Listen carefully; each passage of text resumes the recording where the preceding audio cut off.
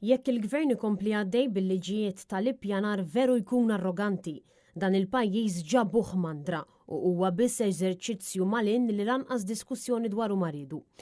Kienu dawn id-dikjarazzjonijiet li saru fl-editorjal tal-Gazzetta Illum meta kien spjegat li jekk ir-riforma tal-ippjanar tkompli kif irida l-gvern ta' Roberta Bela dan ikun eżempju ċar ta' arroganza mill-gvern u t-tmexxija tiegħu.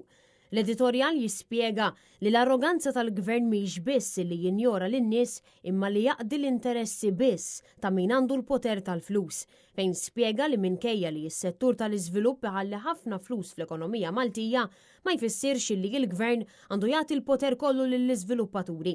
Il-gvern mhux qed jaraf li r-riforma fl-ippjanar teħtieġ ħarsien ambjentali fejn saħansitra anke ddeskriva lil pajjiż bħala wieħed illi ġibnieh mandra.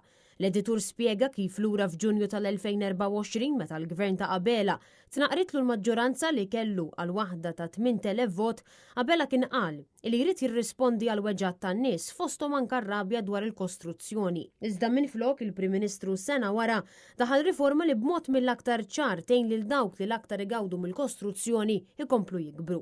Skont l-editorjal ir-riforma kienet parti minn eżerċizzju li jirrifletti biża' li l-affarijiet isiru sew.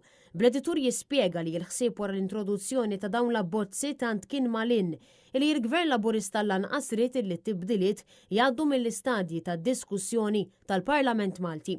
Il-Gazzetta tajt li l-kwalità tal-ħajja tal-Maltin u l-Awċin ma tiġix ximkejla b'numri imma bis-serħan il-moħħ, paċi, kuntentizza u serenità, affarijiet li attwalment Malta u Għawdex mhux qed jagħtu għaliex huma mifnija bi żvilupp bla pjan.